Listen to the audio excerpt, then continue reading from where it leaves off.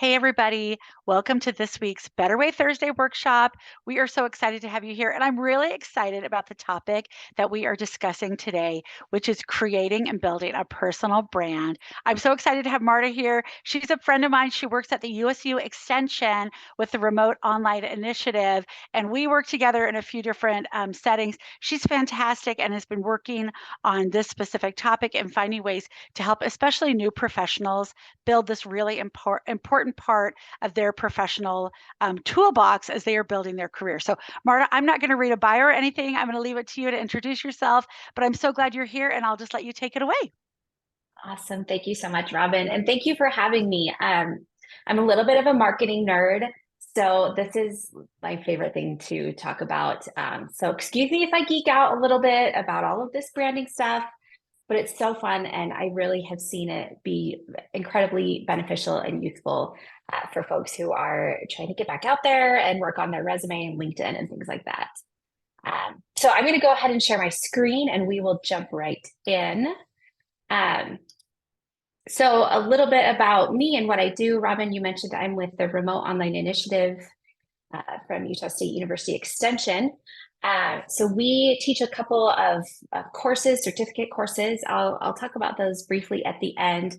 Specifically, I facilitate a sales workshop. So that could be tech sales, business to business sales. And one of the things with personal branding is being able to sell yourself. So it kind of fits together nicely. Um, so a little bit on my background, I came into this facilitation role with the Remote Online Initiative after working for USU Extension's marketing for about 6 years. So that's kind of my background, where I'm coming from. And my goal with this workshop is to really help you who are watching to think about your personal brand so that you can better market yourself to potential employers. Robin, have you ever felt uncomfortable in a job interview as you're asked to talk about yourself? Like, what are your strengths and what are your weaknesses? I haven't personally because I love to talk about myself, but I know that is a very uncomfortable question for a lot of people. And so I'm super excited for you to kind of address that because I'm not like most people in that I love to talk about myself. I love to talk about myself Yeah. a little bit too much, but I know that not everybody does. Yeah, it can sometimes bring up conflicting feelings for us. Like we want the job, but also we've been told our whole lives to be humble and and so it's hard.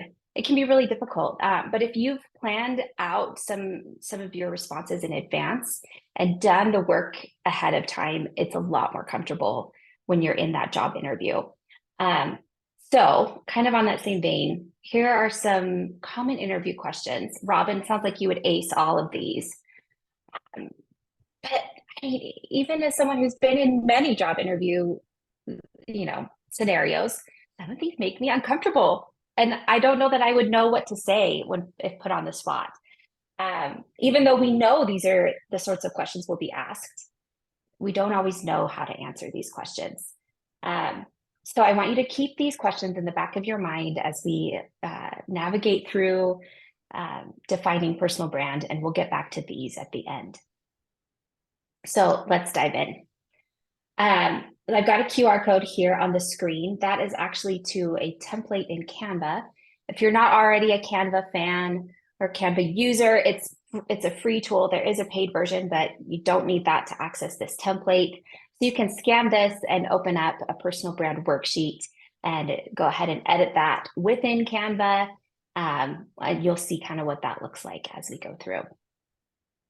The first step in defining our personal brand is to think about a goal. So this could be a long-term goal or short-term. We want to think professional goals. It could be, think about the outcome that you're hoping for with this goal and the specific criteria that would mean success to you. Think about what the benchmarks are. What are the steps that measure progress toward reaching that goal?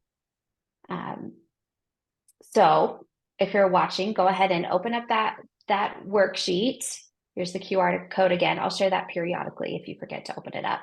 And this is what that first page will look like. And, it gives you space to type in each step of this goal goal setting process. And let's talk about some examples of professional goals. Maybe your goal is to work remotely full-time.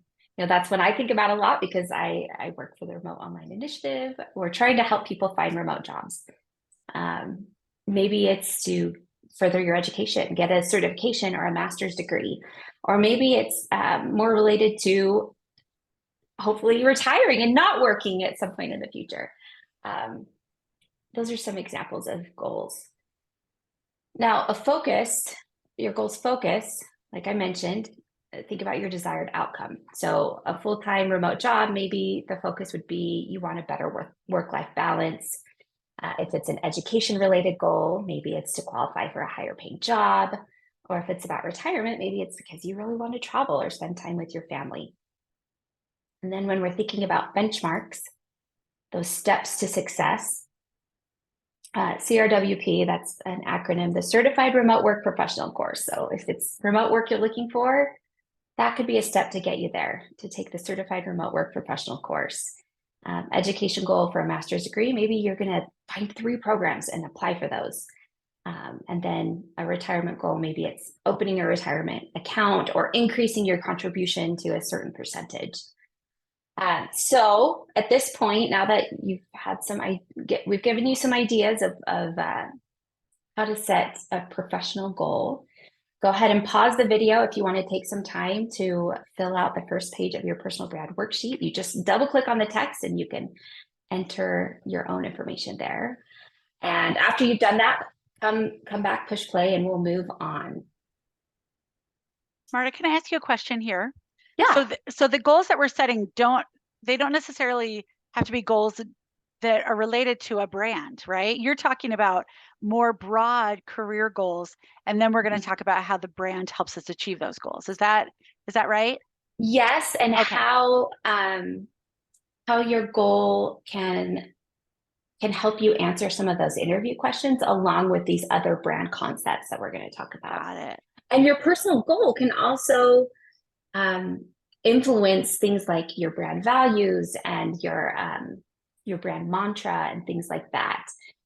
It's kind of your why, right? Your goal is why you're doing the things you're doing. I love it. So this is kind of a cycle. Your brand will help you achieve your goals, but your goals help you develop your brand, right? It kind of works in a circle that way. All right, yes. Awesome. We even have a circle later on. So be excited for that. Okay, points of parity. So some of these terms that I'm using are usually applied to like commercial brands, but we can use those same concepts as we talk about our own personal brands. So a point of parity for a personal brand would be the industry standards that make a professional legitimate in their field. So if you want to be hired as a lawyer, you need to have a law degree, you need to pass the bar.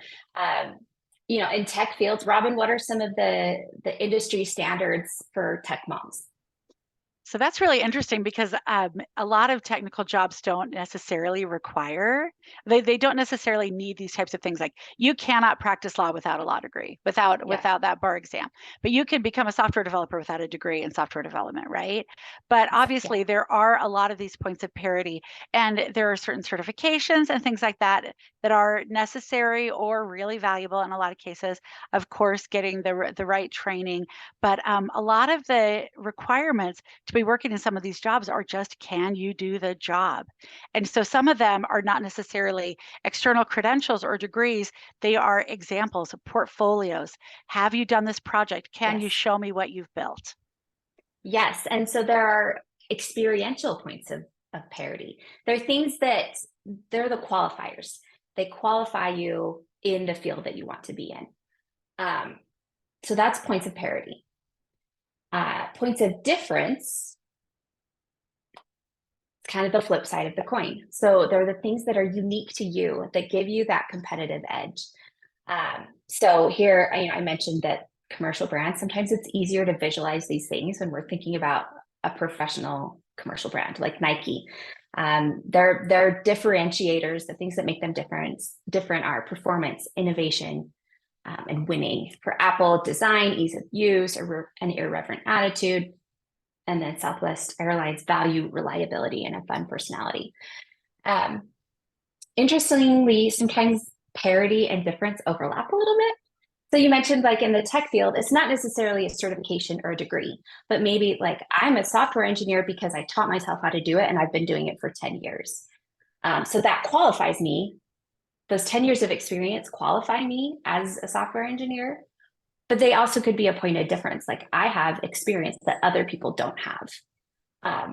So you, you got to be a little flexible as you're thinking about these things. And Marta, Um, I'd love to throw in terms of those points of difference, specifically relevant to tech moms. One of the things that we talk about all the time is that women who are returning to the workforce or making a pivot after a lot of years of doing something else. So people who are a little bit older, who've lived longer and had more life experiences, a lot of their points of difference are more related to soft skills than hard skills, right? So they can say, yes, I've gotten a certificate in software development. I know how to write this code, but because of my 15 years raising teenagers, I'm also a great problem solver, negotiator, conflict manager, all these different things. And so I really yes, emphasize all the time to our tech moms, your points of difference really come often from your soft skills, not from your hard skills. So I love this right. points of parity and points of difference. What a great way of thinking of this, way of Yeah, identifying and really defining yourself. yes. And then there's a third piece. So we have our points of parity, points of difference, and then we have our substantiators. These are the proof um, examples of things that you have done that prove your points of parity and your points of difference. They're the reasons to believe. So you mentioned like a portfolio with examples of your work. Those are your substantiators. Substantiators answer the questions listed here on the slide. Why should I choose you? What makes you so special? Why should I care about you? These seem like rude questions, but like, I mean, it's really we're just trying to prove ourselves with these substantiators. So at this point, open up your worksheets again,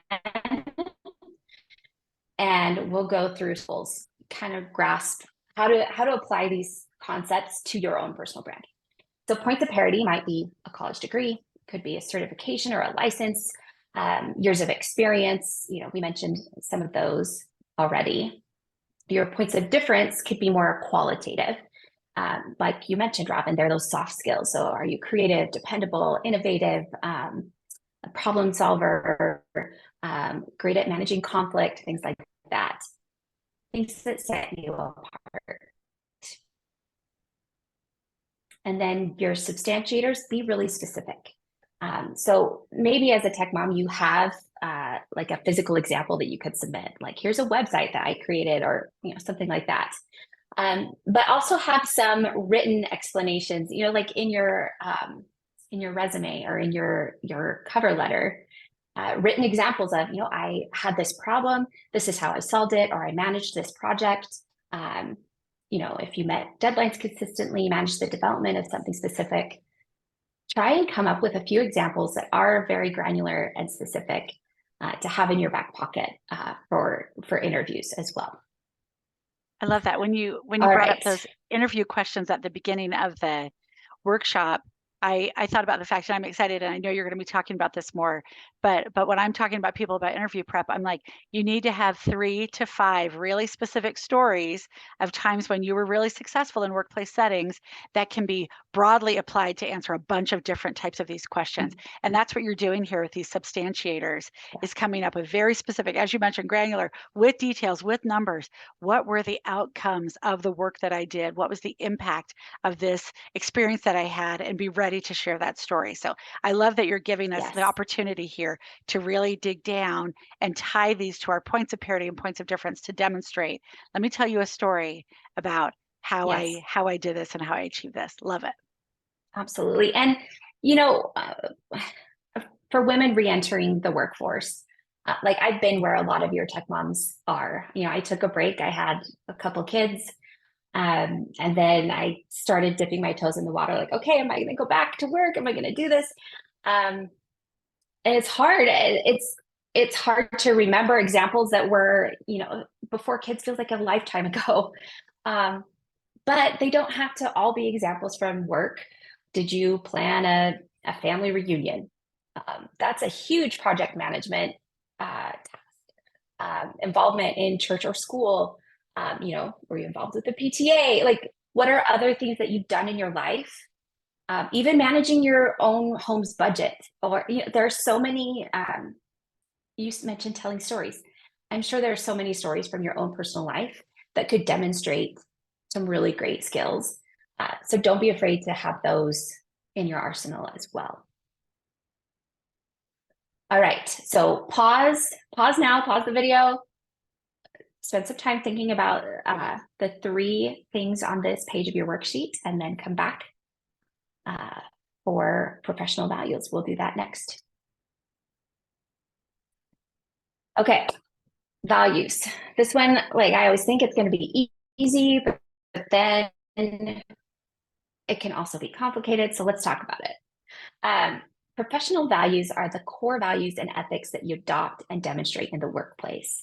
So I've just listed some of mine here: communication, reliability, quality, sincerity. And I've got a whole long list of examples of values that you could choose from. It's overwhelming. And this is not an exclusive list. Like, there's more than this. So that's why I'm like, oh, that's easy. But then you're like, wait, I have to choose. And I don't even have a specific note, like you have to choose 6 or you have to, it's kind of up to you. And some of these can be aspirational. So like maybe I'm not the most, I'm trying to do one that doesn't like reveal too much about me, like one that's just an example. Maybe I'm not the most brave person and I don't speak up in meetings, but I aspire to be more brave. That could be one of your values, something you're working toward, an aspiration. How do you decide which values to choose? Some of them it'll be like, oh, absolutely. Like you might be able to come up with 3 immediately that are definitely your values. If that's not you, here's some suggestions. Here are questions you can ask yourself to kind of explore and kind of get introspective about what your values are. And then my other suggestions are to ask others what they notice about you in your work. So you can ask former colleagues, you could ask friends, family. Maybe they say, I've noticed that you get really irritated when people are late. And you're really, that's really important to you, that people do what they said they will do and they're where they're supposed to be when they said they would be there. Okay, that can give you insight into something that's a high value for you. The other one that has been beneficial for me is Clifton StrengthsFinder. It does cost money to do this. It's through Gallup. You can Google Clifton StrengthsFinder. There are other personality type tests. I just last week did the DISC, the DISC training. There are tons. There's the Gretchen Rubin's 4 tendencies that kind of can give insights into your strengths, your personality, your habits and things like that can kind of help you uncover maybe some things that you didn't realize were high value for you that are. My kids love the Robin, Enneagram. Yeah, they love the Enneagram. yes, that's a that good one one didn't too. make a lot of sense to me. I did that one. I was like, but I'm a strengths coach. So after we were done with this workshop, we got to talk about our strengths. And really, I found that so valuable. I've learned so much about myself and how I needed to work based on my strengths. So these can be really valuable. And sometimes, like you said, sometimes they're so obvious, but I love what you've got here about asking others, because sometimes we don't see things. Sometimes we're a little blind to our own abilities and strengths, and we need someone else to point them out to us. So I think that's even if we feel like we know what our strengths are, I think asking others, if you look at this list, what 3 really stand out to you that really apply to me? And I think that can be so powerful. Yeah. And don't approach it like, hey, Robin, after, talking with me a few times, what do you think my values are? You're going to be like, what? But approach it like, hey, like, talk to me about what it's like to work with me. Like what makes me really happy at work? What have you noticed about like my communication preferences, or what have you noticed really irritates me at work, or things like that? It can kind of give you those little hints. So again, open up your worksheet, and we'll look at values. So I don't know if you can tell, but I also kind of love Canva. It's, it's a platform, can be very, very useful, useful tool. You can use it for resumes. Some people really prefer, and maybe in tech, they want like Word document, maybe that's better, but check it out. They have templates. In your template, on this values page, you can click on the stars and drag them and put little stars on your favorite values. Get a little artsy in there. So spend some time, think about it. I've only given you 6 stars here. Do what you like with that. You can choose more than 6. But let me just say this before we move on. A lot of businesses have brand values. If you go to their website and go to their about section, you can see what the company's values are. And I feel like it's great to have a better understanding of your personal values so that when you are considering different employers, you can look at their values and decide if it's going to be a good value match. If you value the same thing, and you can also, talk with the interviewer and kind of figure out if they're living those values. Like, it's one thing to have it on the website. How is the company putting those into practice? Does that resonate with your own values? It's a good thing to kind of figure out in this whole process. So pause it and then come back. All right. Robin, you didn't know you're going to get quizzed today. We're going to play a little game. So I've got 5 brand mantras here. I'm curious if you can guess. We have to do them in order because that's how my slide presentation is set up. Oh and I bet you'll get at least 2 of them. I'm so hopeless. The ultimate driving machine, I definitely know that one, but I can't remember. Rewarding everyday moments. Is that like for a camera or for a, I really don't know it. I don't interact with brands enough. This totally fine. This one, if you're a Starbucks person, you probably will know. I'm not actually a Starbucks person, but I know there are lots of Starbucks people. And the people who love Starbucks really love Starbucks. Yeah.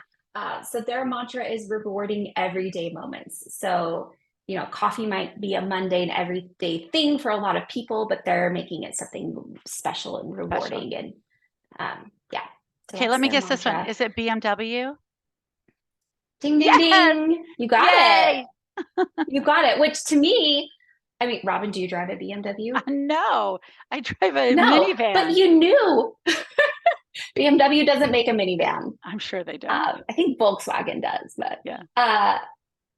But they've done such a good job communicating that brand mantra that even though you're not one of their customers, you knew what that was. Okay, fun family entertainment. Any ideas? Is it Disney? I have no idea. Yes! That was just a guess. Robin, you're doing so great. Oh, good. Yes, Disney. Okay, this last one, I have no idea. I would think it reminds me of tennis, but I don't know what that is.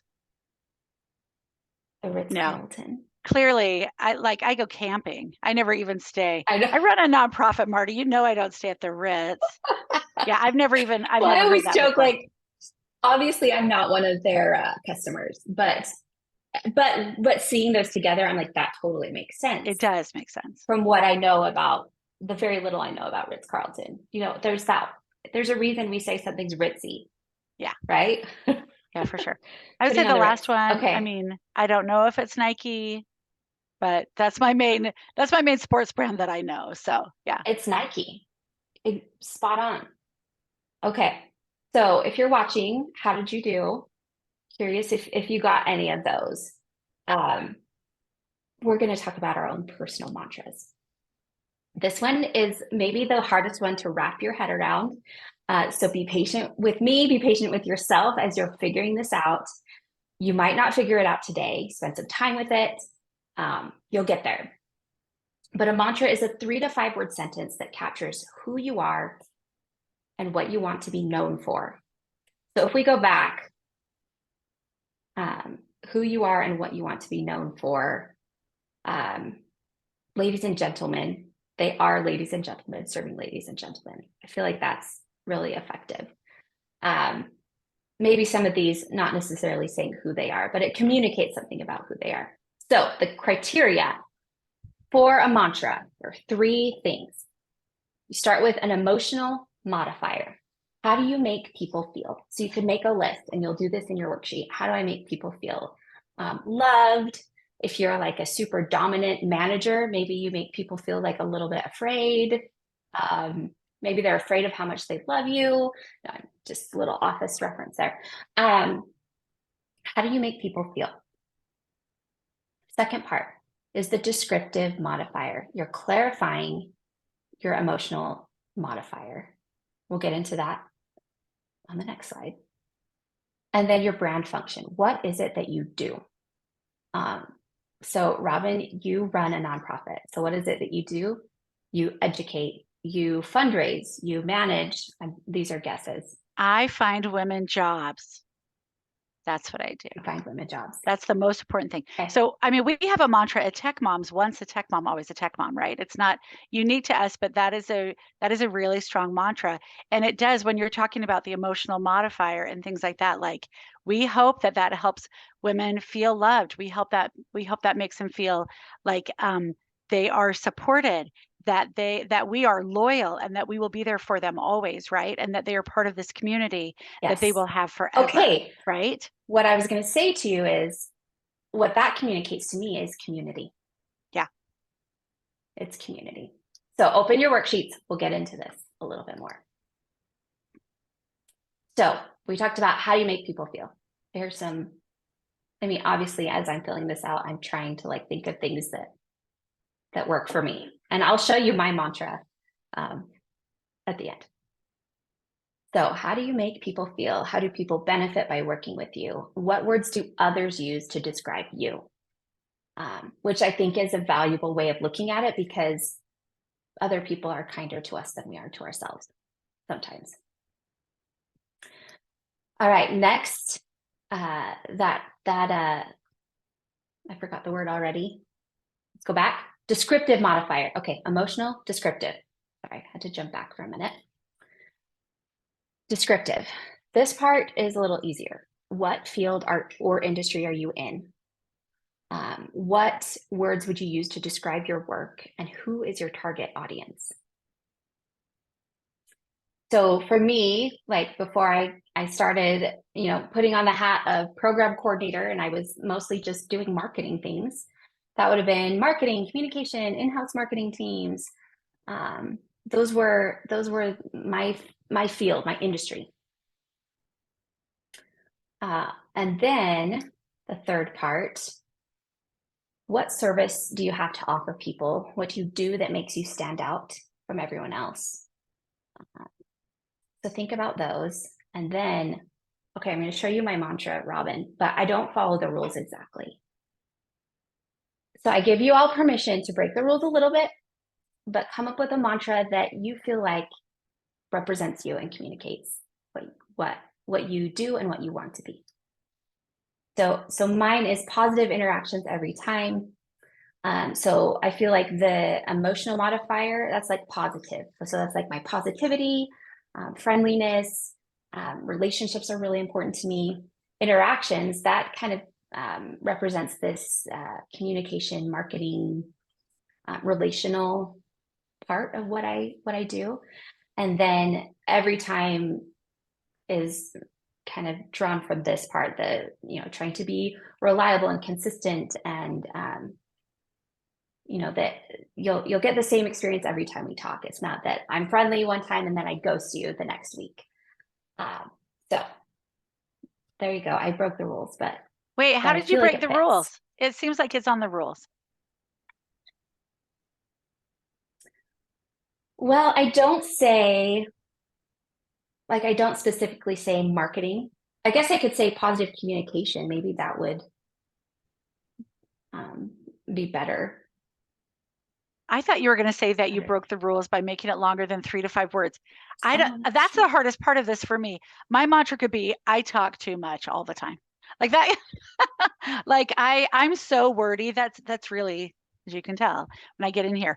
And so when you said 3 to 5 words, I'm like, how in the world do you put together a personal mantra that's 3 to 5 words? So that would be a challenge for me that I can go after as I'm trying to put this together, because that's what brings the power, right? The brevity brings the power. So this positive interactions every time, I love it. I think it's fantastic. Oh, thanks. I actually think yours, helping women find work. Yeah. Is that what you said? Yeah. I help women find jobs. That's, I think that's So, pretty good. I yeah. mean, I think you could refine that a little bit, but I think that very concisely communicates what you do. Yeah. So pause the video, take a look at your personal mantra page in your template, and come back, and we'll talk about visual identity. So visual identity, maybe you usually think of, like a brand, like I was going to say Nike. I guess their brand colors are black and white, maybe black, white, and red. I don't actually know. Um, But the as swoosh. individuals, we don't, the swoosh, yes, Yeah. a logo, absolutely, and a specific font. And yeah, as individuals, we don't have a storefront. We don't have logos usually. I don't know anyone who has a personal logo. Maybe they have like a, what is it with their initials? I can't remember what that's called. Like a Anyway, monogram. most people don't. Yes, a monogram that's specially designed on their business card. Or, I mean, cool people maybe have that. I don't. So you're not a business, you're not a company, but there are things that you can do to think about your visual identity and how you present yourself professionally. So think about the design of your resume and your cover letter. Um, for more technical jobs, from what I understand, Robin, you can correct me if I'm wrong. You're probably going to need to use a Word document and have it pretty like black and white, orderly, but do you have typos in it? Is it well organized? Are you following the rules? Like that definitely communicates something about you. Um, if you need more conservative resume cover letter, maybe your LinkedIn is where you have more space to kind of play around and show your personality and your personal visual identity. Think about the kinds of photos that you're sharing off LinkedIn, the posts that you're sharing or creating yourself, the kind of language that you have as your profile photo. Is it a selfie up the nose? Is it a picture from 15 years ago and you're not recognizable? Is it your wedding photo? I've seen wedding photos as LinkedIn photo. Don't use your wedding photo. Usually it's dudes because they're wearing a suit already. Yeah. Don't use your wedding photo. Do you know some of the things that come up for visual identity when you first said this, and I love all the examples that you're giving of things that we need to consider. I was remembering my friend Emily Bell McCormick here in Utah, who created the Policy Project, and every year they've had a color for each of their initiatives. And like Emily, for a year, she wore pink everywhere she went, right? She must have had 5 pink suits, and with every public event and things like that was the color of that initiative. And so she wore that all the time. That's a little extreme and more than, most of us are going to get into, because she was also fronting an organization. But I mean, that's an example. But even when you're talking about the pictures, a lot of our women who are returning to the workforce, we have to think about like getting professional clothes. Like when I came back to work, I just had all mom clothes. And in tech, we don't have like, it's not super formal. A lot of people are wearing jeans and t-shirts to work, but still framing yourself to look like you belong from the outside is really important, especially when you're already fighting additional barriers, like I'm working remotely, like I'm a mom returning to the workforce, like I'm transitioning from another industry. So I think all of those things are really relevant to this. There's also when you're thinking about ageism as well and the way Yeah. that you look, um, if you want to be dressing in a way that is going to help you, either if you're quite young and you're worried about seen as too young, to be presenting yourself as a little more established. And if you're a little bit older, I mean, you don't want to come off as fake, like I'm wearing these young person clothes, but at the same time, like what do you need to do to establish a first impression with this visual identity that's going to be appropriate and make you feel like, yes, this person belongs here. And this is tricky. It gets into discrimination and different things like Yeah. that. But still, Yeah. if you want to position yourself as best you can, you're going to be really aware of these things and how they're going to affect the way people perceive you, right? Absolutely. Yeah. Absolutely. Um, Headshots, you can do AI headshots. I did them. They were a little weird. It's an option. If you have a nice iPhone or know someone that does, Android also, I mean, all of the new phones have great cameras. Put on a nice shirt. Go where there's natural light. Have someone take a picture. Um, you don't have to spend $100 or more to get professional headshots. It's achievable. Yeah. And like you said, in tech, maybe you don't have to wear a suit to work. Especially like I'm a remote worker. There's a lot of joking about like the remote work uniform where it's like A suit nice on the shirt. top and sweatpants on the bottom. But when you're going in for an interview, even if it's a virtual interview, they're going to pay attention to if you brushed your hair that day, if you put on something nice that shows that you care about it. So those are definitely things to keep in mind. Yeah. So open up your worksheets again. This visual identity one is kind of fun. You get to play in Canva the most here. So you didn't know you were getting a Canva tutorial along with a branding workshop, but here, colors. Okay, if you're doing a black and white resume, you're not going to be able to incorporate these colors, but your LinkedIn profile background, or if you're using other social media outside of LinkedIn, you can, the background that you choose for, if you're writing text with the color behind, you can, like Emily McCormick did pink for a whole year in her wardrobe, like you could do pink squares with your text. I don't know, anything like that. So, Robin, So let what's me your ask you a favorite question color? here. Oh, okay. My favorite color, well, I love green, but let me ask you a question here. Just as we're putting this together, I just want to differentiate that our professional brand can be different than our personal brand, right? Like I might love stuff that's seen as, I might really love flowers. I might really love really soft colors. I might love things that don't necessarily translate over. And again, this plays into our discrimination, but it might not be right, but it might be reality. And so, if we Yeah. want to present ourselves as being professional, as being competent, as being ready for the business world or the tech world or whatever, our professional brand that we're putting forward might be different. We might be a person that loves wildflowers and teddy bears and all these other things, but they may not be the way we want to present ourselves in the professional sphere.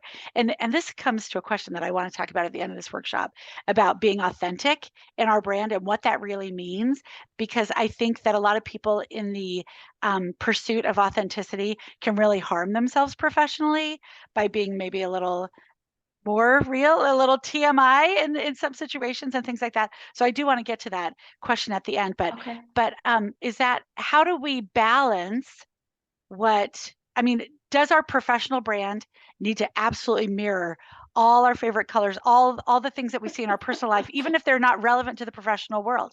How do you address that when you're talking to people about this? Yeah, well, I think you bring up a great point. And I call this a personal branding workshop, but it's because I don't want people to think like, oh, I'm going to go learn how to do branding for my business. No, it's for you professionally, but you personally. Does that make sense? Like, it's not to teach you how to market as an entrepreneur, whatever business you're trying to start. It's for yourself, but it is in a professional sphere. Now, I don't know if you can see very well behind me, but I've got some Lego up on my wall. There's a Mickey Mouse. And anyway, I love Disney stuff. I love taking my kids to Disneyland. It's just so fun. I love it. But I have that behind me. I don't blur my background. People can see that. Like in a professional sphere, I've got Mickey Mouse behind me. But on LinkedIn, there's no Mickey Mouse. Yeah. So it's like when you meet someone for the first, like a first date. When you go on a first date, you're presenting the best version of yourself. Um, you might be a sweats and t-shirt kind of person, but you probably aren't going to show up on your first date in a sweats and a t-shirt. So I feel like with your professional brand, that's where you're presenting your best self. Now, it still should be an authentic version. You shouldn't wear something that you would never wear. Still feel comfortable. Um, so it has that hint of your true self, but you're not giving everything away right at first. You're holding something back. Um, because I think even professionally, um, sometimes we do develop close relationships and friendships with our colleagues and coworkers. But that's not something we want to give away right away, right? Like, Yeah. that's something that has to be earned, or it should be earned. And so you don't need to put it all out there right at the beginning. I don't need to have a Mickey Mouse resume. That's something that people can learn over time. So I don't know if That's so helpful. I love kind that of, distinction. And I love what you said that you put forward your best self. It's still yourself, right? You're not pretending to be somebody that you're not, but you're putting forward your best self and yourself that is relevant to the professional world. Right? There's tons about my personal life that is not relevant to my professional life, and I don't share that in a professional setting. But I'm still myself in a professional setting, right? So I love that yeah, distinction. And so I just wanted to clarify that. And I loved also the way you distinguished what you mean when you're saying a personal brand. It's still your professional brand of yourself, your own person, not a business or an organization. So yes, that's yes. super helpful clarification here. And Yeah. I think, yeah, we're going to talk about this a little bit more at the end, but Okay, that is all okay. super helpful and really gives some great ideas of what we're putting forward here. Yeah, yeah. So Robin, my favorite color is also green. And here's a little trick. Say your favorite color is sage green. You can go into Google image search, sage green hex code, and then you'll get all these options. Find the color you like, copy the hex code, double click on this box in Canva, and it'll open up the color palette, and you can paste in the hex code, and it'll magically make it that perfect color that you wanted. If you're designing your own LinkedIn banner, maybe that's something you want to know how to do. But if you want to play around with it, you can choose 4 colors that represent your personal brand. Not required. I mentioned that there are resume templates in Canva. There are also LinkedIn banner templates. So I've seen a lot of people use their current employer's logo or something from their current employer as their LinkedIn banner. That is not their advertising space. That is your Yeah, space. Put something there that communicates something about you. So that's that's my little soapbox. LinkedIn is your space. You don't have to promote your employer there. I love So that. you And can find banner templates also. I loved what you were talking about the colors for someone who has no skill whatsoever in the aesthetic realm. Like Canva is seriously a lifesaver for me. I use it all the time. I love it. And I love that you can put together color palettes, right? That I can find this Mhm. color I want to use, but I don't know what colors look good with it. And in Canva on the internet, you can just say, give me some nice color palettes that go with this hex code of the sage or whatever I want. And then it will give you so many options. You go, oh yeah, I can use Yes. these 3 other colors to Yes. go with it. So I mean, it really is a lifesaver for people who don't have natural or learned skills in design. It makes you look like a great designer and a great color designer just by putting in one color. It gives you the others that look great with that color. Yes, absolutely. Um, so these are linked in your template. You can click on those links in your template.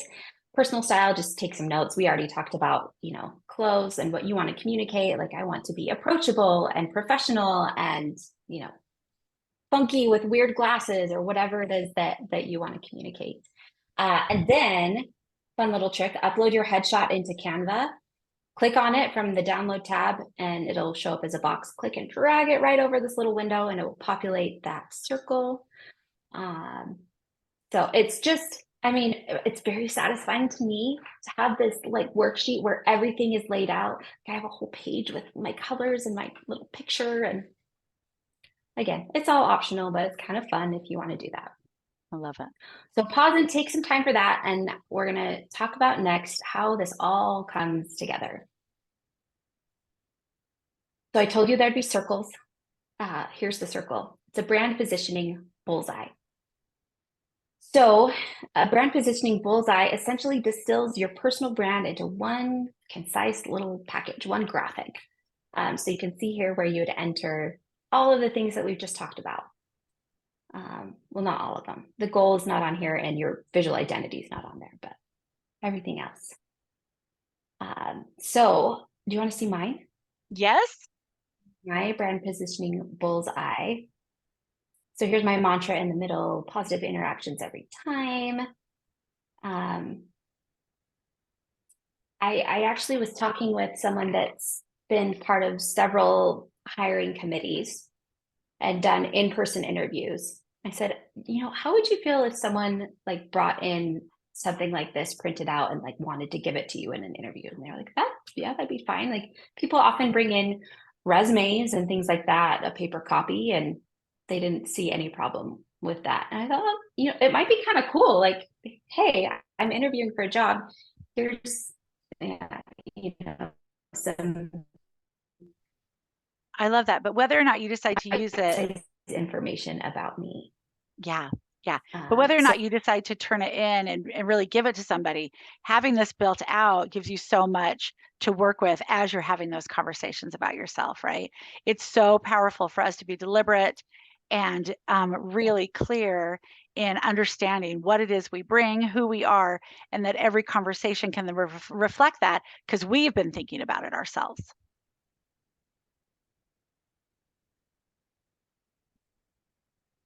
Marta, I had you freeze up a little yeah, bit. I don't know. yeah, Okay, there we go. You're back. absolutely. Thanks. Here, my back. This is part of your template. You can go in and fill this out. And then let's talk about how we use all of this information. It is telling me my internet is unstable, so hopefully it will get a little better. Can you hear me I've now? got you. Okay, Yep, Robin? I've got you. You're doing great. Okay, good. All right. So how do we use all this information? Think about what you've learned. Think about how you can use these concepts and your personal brand that you've identified in your resume, on your LinkedIn profile, in your next job interview. And let's go back to those 10 interview questions that we looked at the beginning. Do you feel like, Robin, step outside of yourself a little since you love talking about all these things. Can you see how these brand concepts could help some of your tech moms answer these questions? Oh, absolutely. 100%. Like I'm thinking about some of these questions, even tell me about a time when a customer or colleague disagreed with you. What did you do? Like you wouldn't think that's a question that's related to someone's personal brand. But if you've already established, this is the way I show up, I'm personable, I'm like when you're talking about your values, if you've already been really contemplative about your values, you know how you're going to answer a question like that. When someone disagreed with you, how did you handle it? You can go back to the way you've answered your values and the way you understand yourself. Talking about your achievement, looking at all the things you've accomplished, those, what was the substantiators? Is that the word that you had here, Yes, right? yes. Right? Okay, well, Yeah, going through that. here's a little cheat sheet. Oh, Okay. look. Yeah, Love it. there you go. And I love that this is the question that you picked because that's the one I didn't have anything written for because personally that's really hard for me because one of my values is like harmony and communication and like I want everyone to be happy. But that's what I could say is, I actually really value positive interactions and good communication. So when this happens, I XYZ. Yeah, I love that. But This is so great. It is a little cheat sheet for us. It's fabulous. yeah. So think about this first question. Tell me about yourself. So I feel like most people would say, so if I were answering that without personal branding, my name's Marta Nielsen. I work for USU Extension. I live in Murray. I have 3 kids and a dog, and I love to travel. I love to bake stuff. Like that's an accurate answer.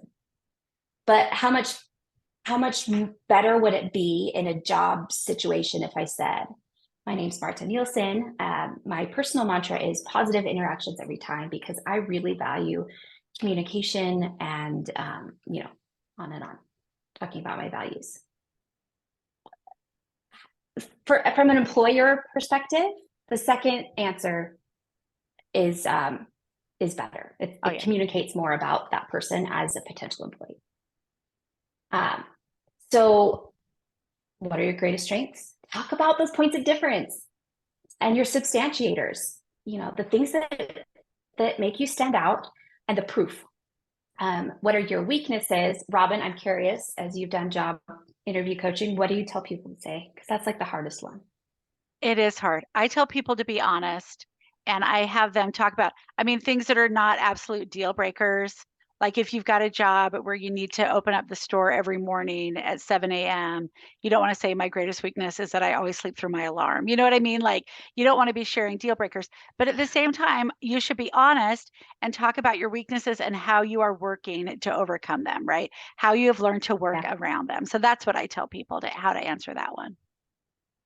I think that's being authentic is important. One of my colleagues shared 3 really great strategies for this question that I'll just share briefly. Um, First approach is tell them something they already know. You can address a gap in your resume. Like, I've been out of the workforce for the last 5 years raising my family, but in that time I learned ABCD, or even though I've been out of the workforce for 5 years, before that I had 10 years of experience. And since then I've done this certification. And so you're helping to kind of fill those resume gaps. You can tell them about a weakness you've already overcome. So like, I used to be really bad at sleeping through my alarm, but, in the last 6 months, I've really been working on self-care and getting better sleep. And now I have a really restful alarm, like a light that's like a sunrise that wakes me up naturally, and I feel refreshed and I'm always on time. Or something. I just made that up. Yeah. So, whatever that scenario is for you. And then third approach is to, an example would be, I really love Excel. Um, pretty proficient with Excel, but I'm talking on how to like extrapolate to learn more about something. Can you tell I don't really know Excel? I'm just making words up. I know either. So 3 ideas for addressing weaknesses. I love it. So Those are achievements super you're proud helpful. of. Yeah. I wish I had this for every job interview I've ever done. Achievements you're proud of, talk about your substantiators. Okay, here's where goal comes in. Why are you leaving your current job? Take that as an opportunity to talk about your goal, not like, oh, well, my boss was terrible, or, you know,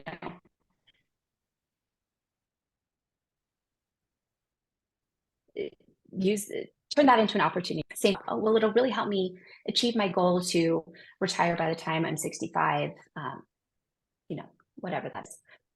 You already talked about dealing with disagreements. I love bringing that back to values. I think that's a great idea.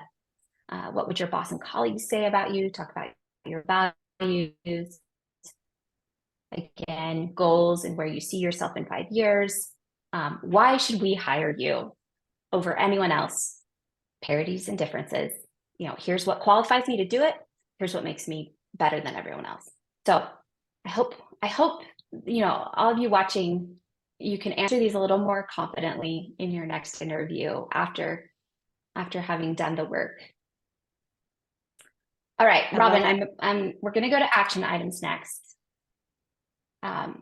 Pretty simple, not too much homework. Just wrap up your worksheets.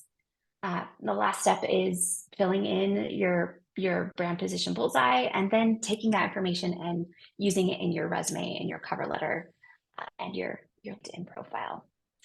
I love it. So before, I wanted to just briefly tell your tech moms about some of the courses we have, but let's finish up our branding conversation first. Because I know you said you wanted to talk about some more things related to branding. Yeah. I love this. And I love these action items, super tangible things that we can take away and do this week and get ready and really incorporate all the stuff that you've taught us. So I just when people talk about personal branding, and especially when they're talking about like I'm going to be authentic, I'm going to be the real me, I'm going to bring my whole self to work, right?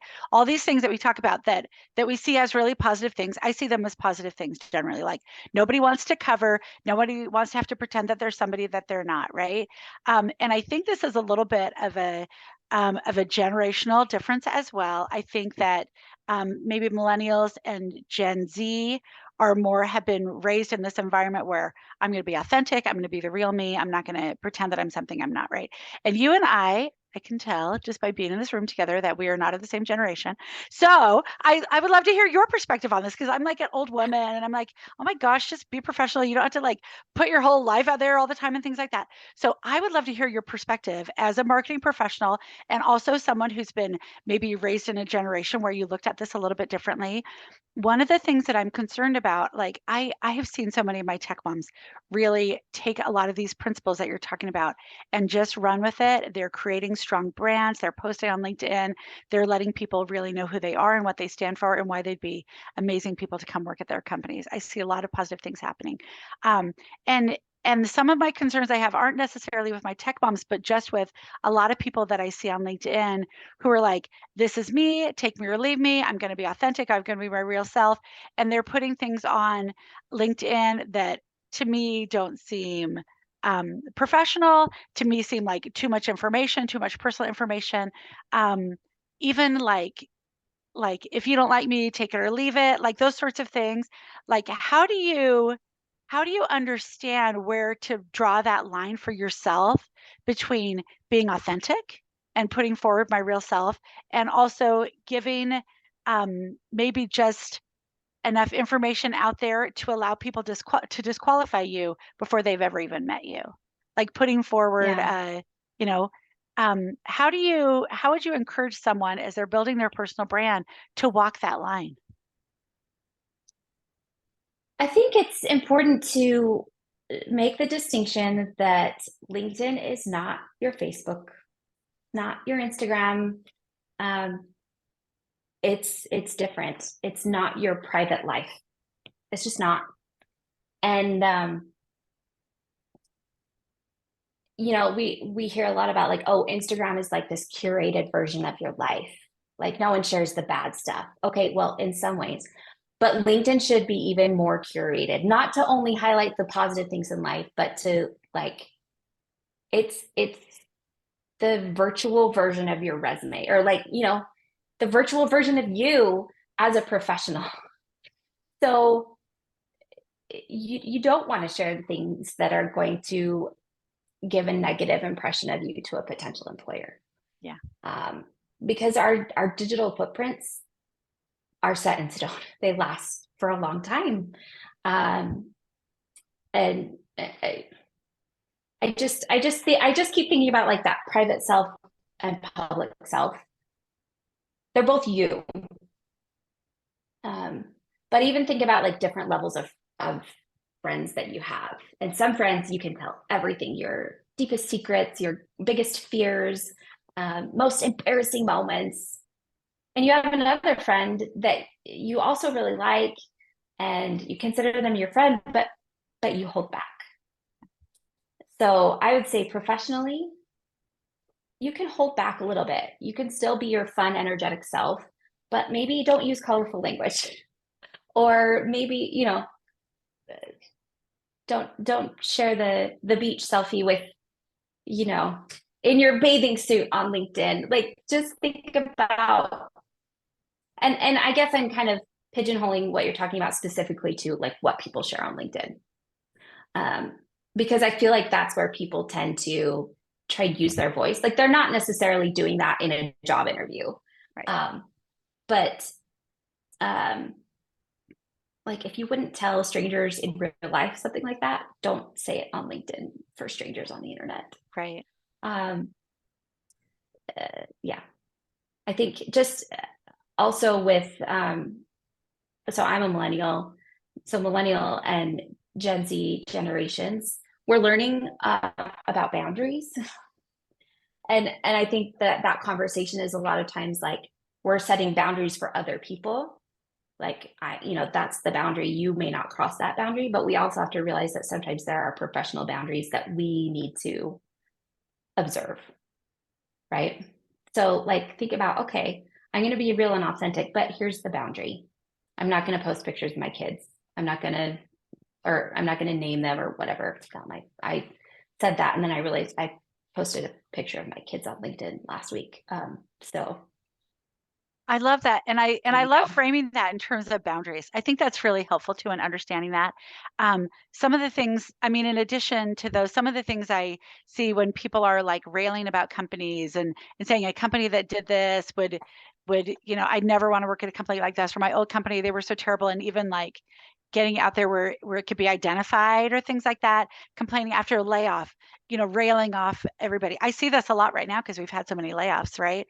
And so I think putting that in the perspective of saying, is it possible that a future employer where I would actually love to work would read what I'm saying right now and not want to hire me? Right?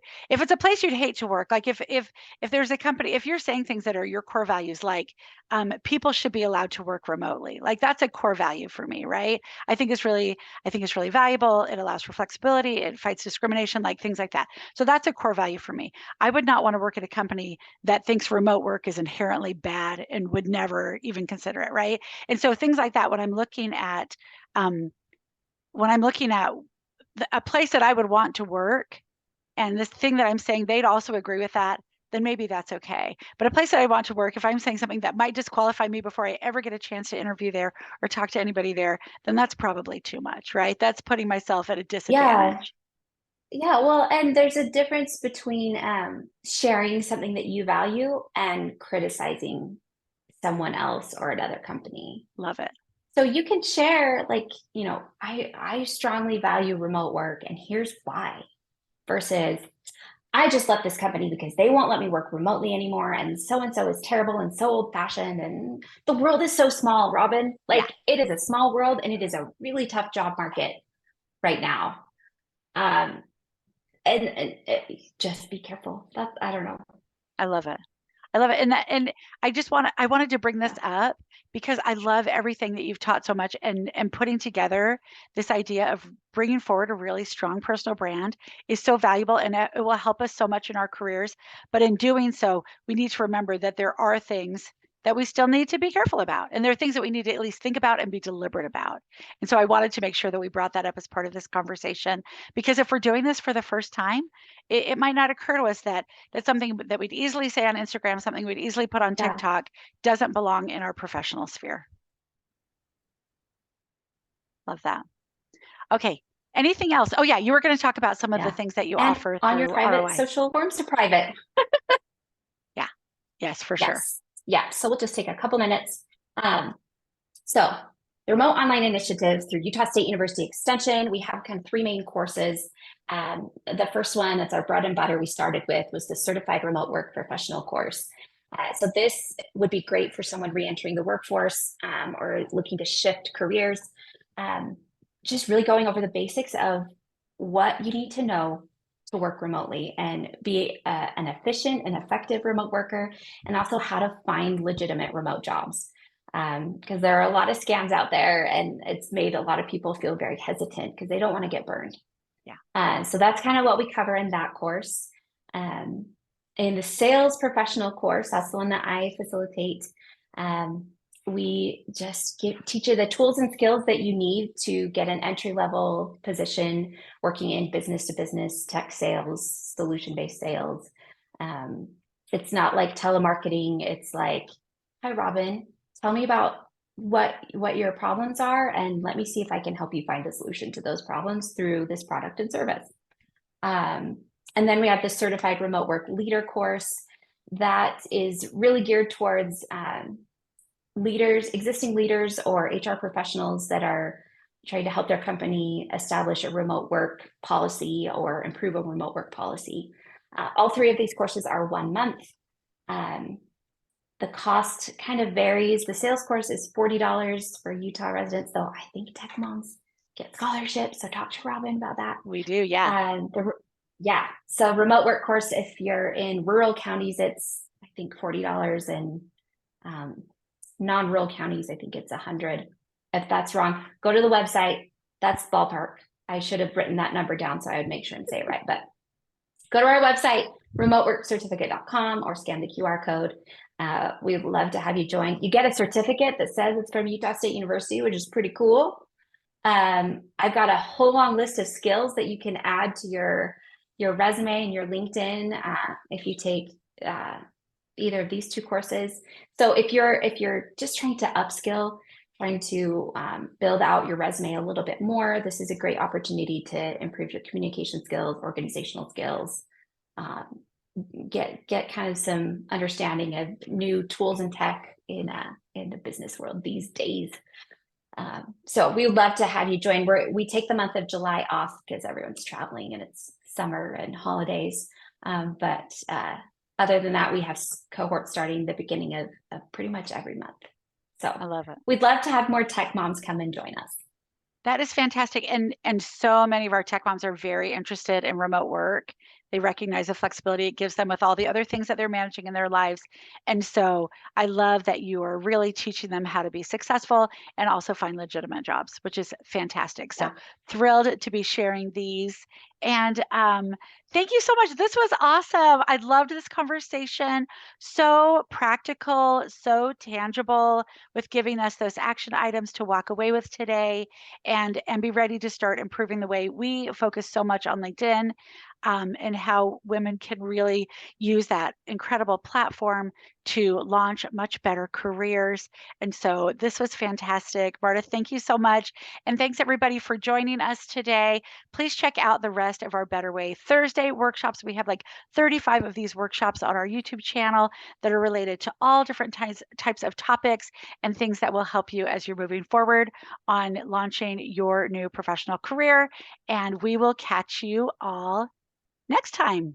Thanks so much.